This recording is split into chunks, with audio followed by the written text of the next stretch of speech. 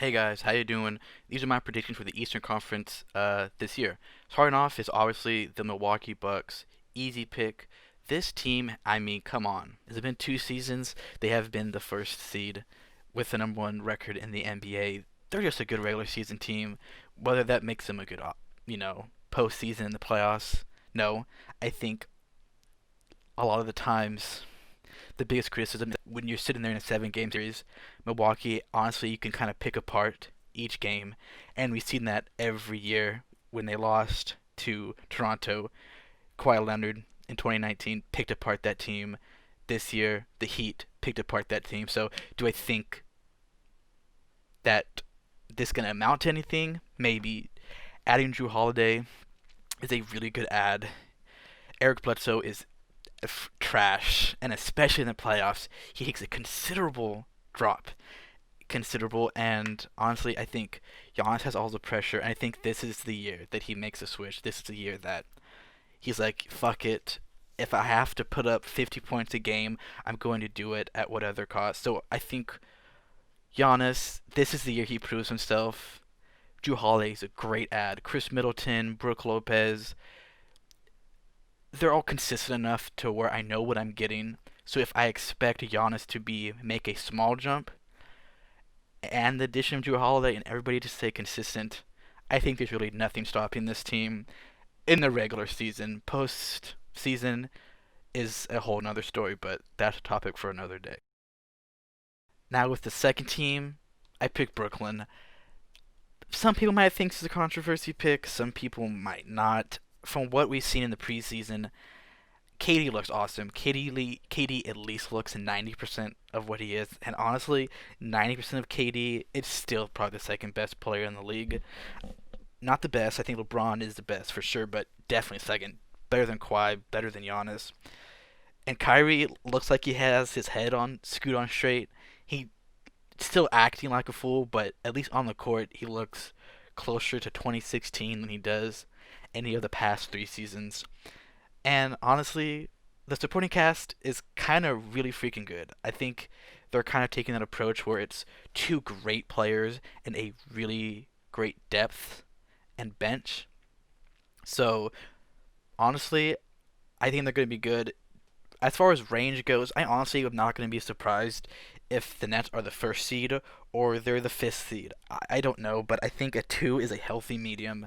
I think 2 is probably what you're going to get this season. And I think people are going to be surprised of how good of a pairing Kyrie and Katie is. And honestly, they're going to probably see how valuable depth is in a team, especially when you have two players, your two best players, being so prone to injury. Having depth and something to rely on for consistent scoring outside of your two best option is something that I think the top teams in this league are going to have across the board. Now, next, my third pick is the Miami Heat. I think the Miami Heat are such a great team. I think especially they're kind of the opposite of Milwaukee, where they are a good team in the regular season, but a great team in the postseason. They are confident in who they are. Jimmy Butler is consistent both ends of the floor, never misses games. Bam Adebayo is young. He got a bit injury prone towards the end of the season in the finals, but I think a healthy Bam Adebayo probably is the third best at least center in the league. And honestly, they have the same thing as I was saying with the Nets. It's two great players and a bunch of great supporting cast. They trade not having a third player for great depths. I think having Kendrick Nunn, Duncan Robertson, Tyler Hero, Myers Leonard, Iggy, all these players. I mean, you go down the list, and they're just some of these players would be starting players, you know, on other teams. So they're going to be great. I think, honestly, people are going to be surprised by the jump that they make. I think with the confidence that they gained from last season, they're going to be greater in the regular season. And you know what? I wouldn't be surprised if they came back and went to the finals again and maybe even won. I don't know, but yeah, this team is going to be great. I can't wait to see the improvements that Tyler Hero is going to make, that Matt Adebayo is going to make. Honestly, I'm very excited to see what the Heat are going to be able to bring this year. The 4th seed, I put the Celtics. This team is great. This is just this team is a well-run young beast. Honestly, Jason Tatum is Kobe incarnate. Is going to be an MVP caliber, if not this year. Candidate next year and the year before that, in years to come. I mean, when you combine Jason Tatum with Marcus Smart, Jalen Brown, and they got Tristan Thompson as a center, which is a considerable upgrade from what last year was. I think, you know, I think the East is a lot better. So they're such a great team, and it sucks to see them at the 4th because I think they have the ceiling of a 1st seed. It all really comes down to, in my opinion, of the amount of jump they make. Like, what's the difference of improvement that they make? I mean, they're gonna make an improvement no matter what. I can't imagine that core to regress this year.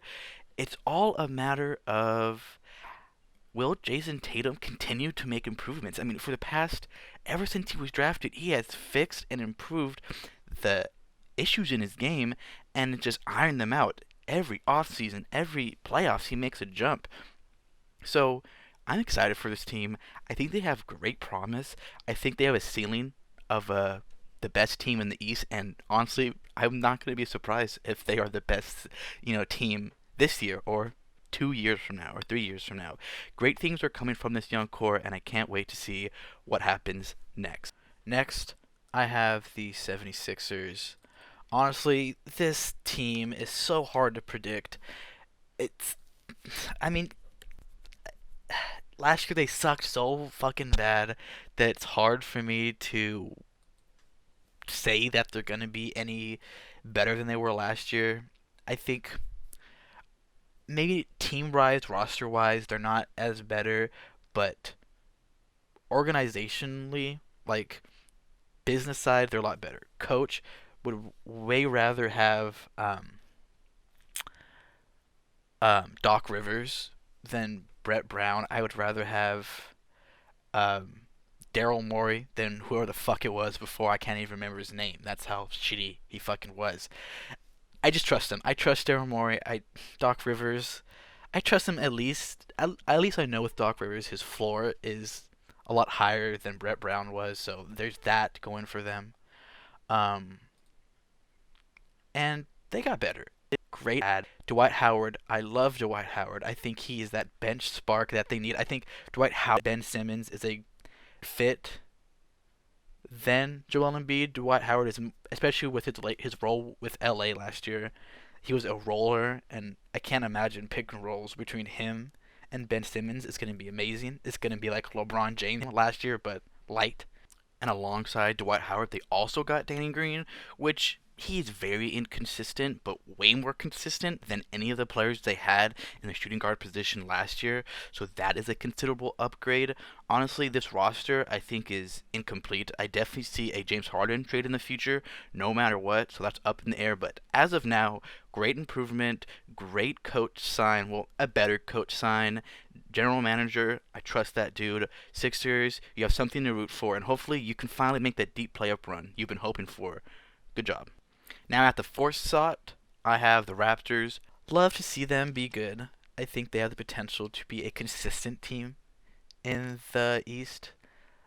But I don't know. I kind of suffer the same thing as I do with the Sixers. I think they're so good, but I think there's so many question marks. It's hard for me to really think they're going to be anything more than a 6 seed. It kind of sucks because last year they were so good, but I think, like I said, this year the East is so. They're not better. They're not better than the Heat. They're not better than the Nets, and they're definitely not better than Milwaukee. Those are 14 off the bat. So, I see them being a 5th, 6th, or 7th seed. I think they're going to be comfortably 6. Raptors are good. People criminally underrate Kyle Lowry. Kyle Lowry is great. Maybe he didn't show up in the numbers, but man, if he passes the eye test, that dude can play ball. They lost Marc Gasol. They lost Serge Ibaka. So that's why I see them taking a dip this year also, because I can't imagine Pascal Siakam getting any amount better than he is now, and even that amount wouldn't push them to be a great team. So, really, nothing much to say. I love the Raptors.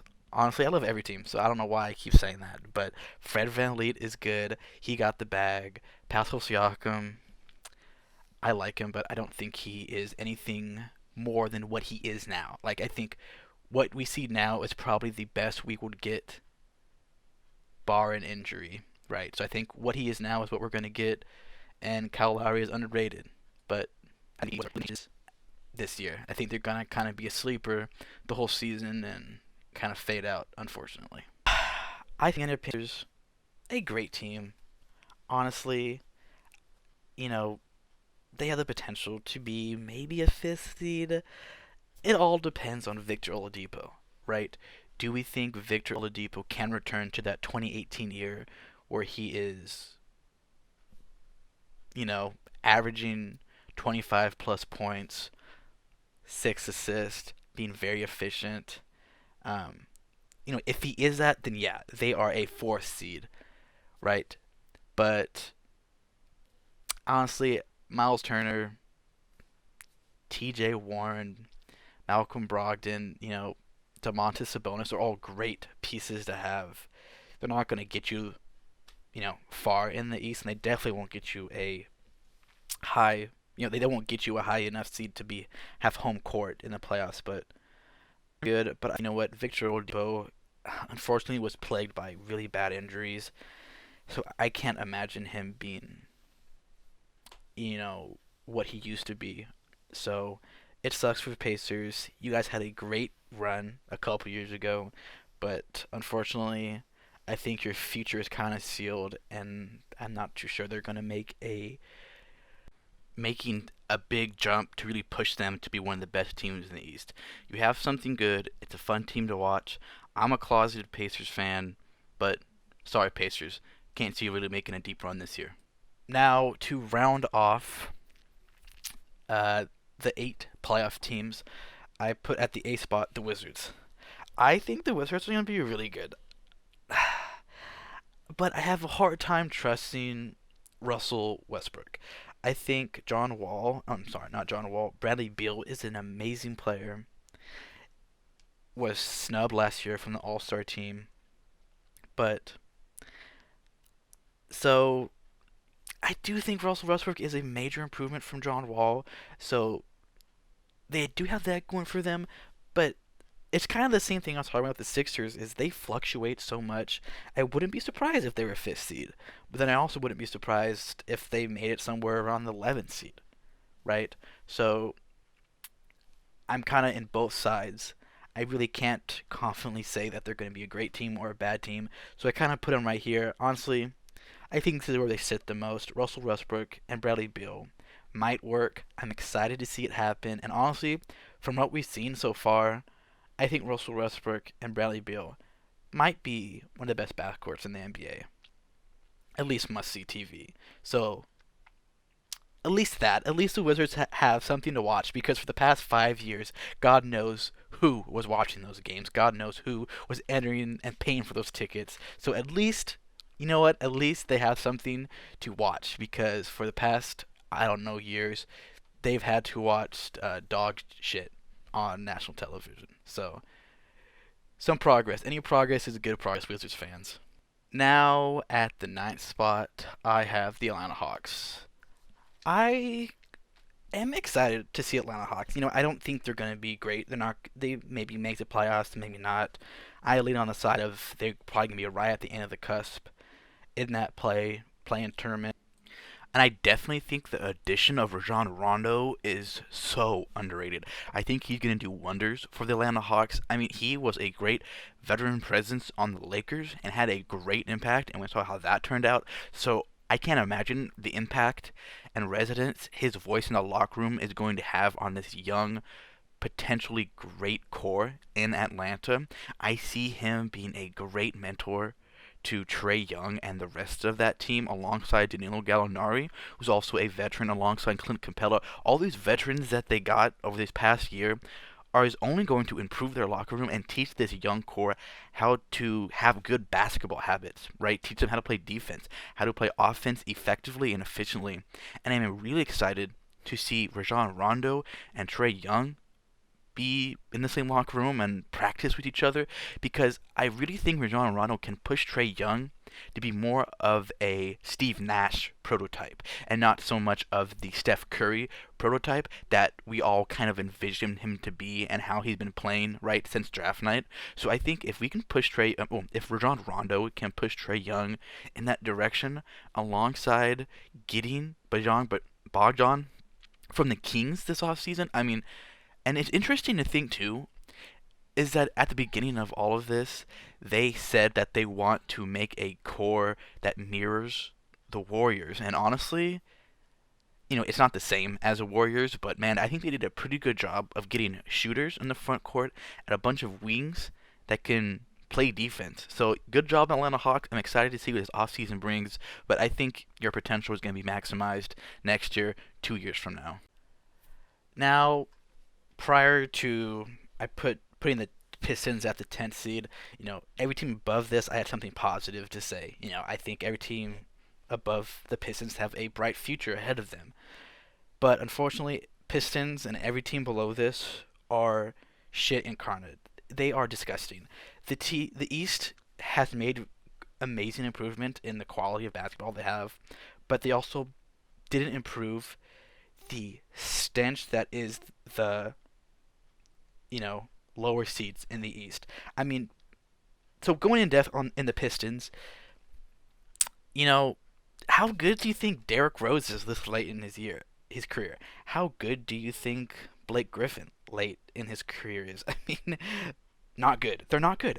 They're not going to be anything more than a 10th seed. I can't see them having a winning record. Derrick Rose is a great player, but he needs to be on a championship contending team because his value is absolutely thrown out the door on a team this shit, on a team this unorganized, appealing. They're not good, and I feel bad for Pistons fans because I don't know, since 2001 when you beat the Lakers with Shaq and Kobe, you haven't done anything. So sucks to be a Pistons fan. You're stuck in the middle. You're stuck not being a good team, and you're stuck not being a bad team, or at least you could get high lottery picks.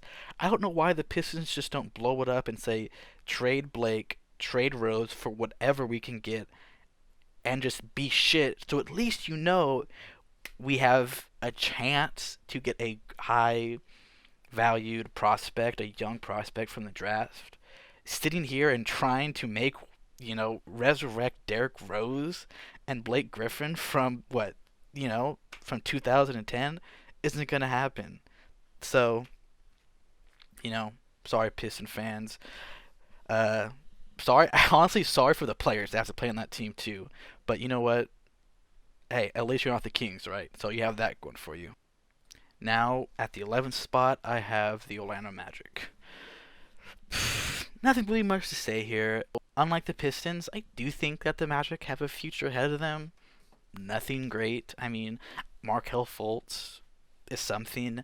I don't know why they gave him that extension. I don't know why they thought that he was worth extending his rookie contract. I mean, he hasn't proved anything. He hasn't proved $1 million investment. So to spend that much money on him is just Orlando being Orlando. I mean, what else do you fucking expect from them?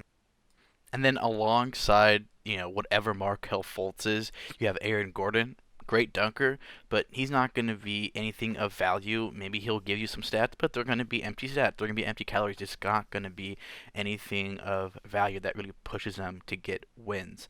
So really, when I look at the Magic, all I really see is two young prospects, C- grade prospects, and Nikola Vucevic. I mean, and even Nikola Vucevic is barely a center all-star in the East. So you're pairing, a barely, center starter with two C- talents. You're really not getting too far. I wish they would become something. I wish Markelle Fultz would be something substantial. I think no matter what, he's probably going to be worth that trade because he's probably going to be something and not nothing. But hopefully his fate is more Donovan Mitchell and less of Andrew Wiggins. But I really lead towards Andrew Wiggins. Sorry, Magic. Hopefully you can make something in the future happen because it's not happening this year. Now, coming in At the 12th slot, I got the Bulls. Chicago, what are you doing? Like, you have this that would seem to be great young core. Zach Levine, Lauri Markkanen, Otto Porter, Kobe White, Wendell Carter Jr. You'd think, man, this team's going to be good. Something. They're going to be contending for a eighth slot. But they haven't done anything. Zach Levine, up to this point, has been what, a dunker? Lauri Markkanen had that great rookie season and nothing else. So, I see you guys honestly being on the bottom pack. Everybody thinks they're going to be good.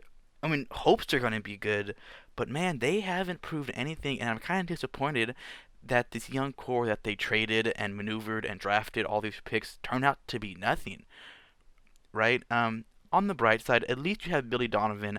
I do believe in Billy Donovan. He did wonders for OKC and that team. So I hope he can come in, install a system, teach those young, talented prospects to do something good and maybe push them in the right direction. But at this point, I kind of believe that the ceiling for the Bulls is not what they hoped, at least when they try to do this whole rebuilding. Sorry, Bulls.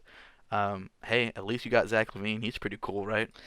Now, at the 13th seed, again, not too many teams left to talk about here, but they're the Knicks. What else do you have to say? Honestly, I don't even want to spend the time to talk about the Knicks. So I won't. I won't talk about the Knicks at all, actually. Now, as Charlotte, Charlotte's good. I mean, I think LaMelo Ball is going to be great in a couple years, but not this year. He looked good in the preseason. He's a great passer. But not, he's at least he's better than Alonzo when it comes to shooting. So I think this team is going to be good. But, LaMelo Ball, they have a bright future ahead. But I don't think this year they're going to be anything, especially when you sent Gordon Hayward that much money. That dude's gonna fucking play 2 minutes of basketball and then sneeze and he'll be out for half the season. Like this dude is that SpongeBob meme where he's like, every day I wake up and I break my bones and paper skin. It's why would you pay him the max? Why would you pay him that much money when the dude is scared to fucking wipe his ass with one ply of toilet paper because he might fucking be out for a playoff series? So, Charlotte Hornets, I love the pick. I think they're going to be good 2 years from now, a year from now. But this year is not the year, especially if Gordon Hayward's on your team and you're paying him that much money. I honestly can't rank you any higher than the second worst team in the East. Knowing that you gave Gordon Hayward that much money, I don't know. Now at the last spot in the East, we have the Cleveland Cavaliers. Is anybody surprised? They're the worst team in the East, probably the worst team in the league. They are what they are. You know, what are you gonna do with Colin Sexton, Darius Garland, Andre Drummond, JaVale McGee, and Larry Nance? Absolutely nothing. They need to get Kevin Love out of there, and they need to figure out what the fuck they're doing because this team sucks. And honestly, these last three teams could be interchangeable in any order. But the Cavs suck. Sorry, Cavs. At least you had 2016. At least you can keep remembering what LeBron James did, and Kyrie Irving did for you in 2016. But honestly, you guys are ran so bad. Your picks are so bad. I don't know what you're doing. Sorry, guys. But hey, thanks for watching. I appreciate it. See you next time.